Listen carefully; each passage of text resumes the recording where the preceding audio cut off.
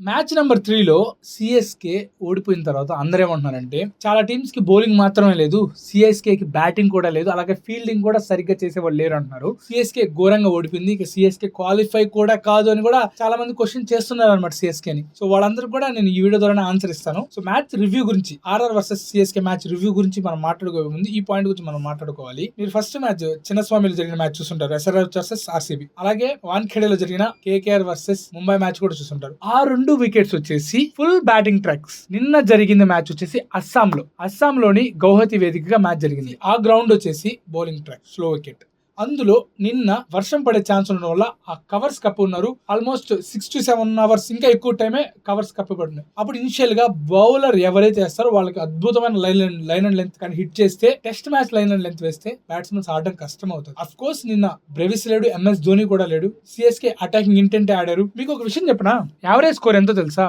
అస్సాంలోని గౌహతి వేదికగా ఎంతో తెలుసా? 145 మాత్రమే. సిఎస్కే నిన్న 127 చేసింది. అదే సిఎస్కే నిన్న 160 నుంచి 170 గాని చేసుంటే రిజల్ట్ వేరేలా ఉండేది. సో ఫస్ట్ మ్యాచ్ కి జడ్జ్ చేయడం అనేది కరెక్ట్ కాదు. ఇంకొకటి వచ్చేసి ఈ టోర్నమెంట్లు అన్ని చేసించే జరుగుతా ఉన్నాయి కాబట్టి, సో నిన్న ఆర్ఆర్ కూడా చేసి చేయడం జరిగింది. అబ్వియస్ గా సూర్యవంశీకి ఒక లైఫ్ వచ్చింది. ఇనిషియల్ గా మీరు చూస్తే ఒక క్యాచ్ డ్రాప్ అయింది. ఆ క్యాచ్ కానీ పట్టుకుంటే మేబీ కొంచెం ఇంట్రెస్టింగ్ మ్యాచ్ మారుండేది. మ్యాచ్ జైస్వాల్ సూపర్ హిట్టర్, కానీ జైస్వాల్ కూడా నేను చూస్తే 36 బాల్కి 35 పరుగులు చేశాడు. ఇనిషియల్ గా కొంచెం టైం చేయడానికి ఇబ్బంది పడ్డాడు, బట్ సూర్యవంశీ మాత్రం ఇంకొక లెవెల్ ఆడాడు. బట్ తనకు లైఫ్ వచ్చింది, తన అగ్రెసివ్ క్రికెట్ ఆడాడు, తనకి కనెక్ట్ అయింది ఆబ్వియస్ గా. కానీ మనం సూర్యవంశీని మెచ్చుకోవాలి పక్కాగా. బట్ ఒక ప్లేయర్ ఆ రిస్క్ చేస్తే అది వర్కౌట్ అయింది, బట్ ఇక్కడ అది వర్కౌట్ అవ్వలేదు సిఎస్కే ప్లేయర్స్ కి. ఇక మ్యాచ్ గురించి మొత్తం మనం డీటెయిల్ గా మాట్లాడుకోవాల్సిన అవసరం లేదు, ఇది ఈ ఒక్క పాయింటే. సో సిఎస్కే కి టైం ఉంది. మేబీ నిన్న కానీ సిఎస్కే టాస్ గెలిచి చేసింగ్ చేస్తుంటే రిజల్ట్ ఇంకోలా ఉండొచ్చు. బట్ నా డిసప్పాయింటింగ్ ఏంటంటే పృథ్వీరాజ్ గైక్వాడ్ అవుట్ అయిన విధానం. బట్ ముందుగానే బౌన్స్ అని ఎక్స్పెక్ట్ చేసి షార్ట్ ఆడాలని అవుట్ అయిపోయాడు. తర్వాత సర్ఫరాజ్ ఖాన్ కూడా super test batsmen. Sarfaraz Khan తను కొంచెం రొటేట్ చేసి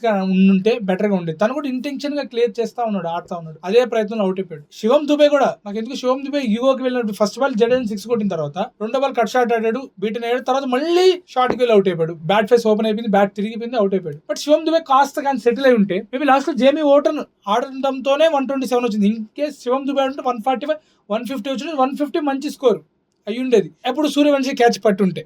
బట్ అన్ని అంటే ఇక్కడ సూర్యవంశీ క్యాచ్ మిస్ అవ్వడం, సూర్యవంశీ ఆడడం, ఇక్కడ వీళ్ళ ఇంటెంట్ కలిసినప్పుడు ఇవన్నీ జరిగిపోయాయి.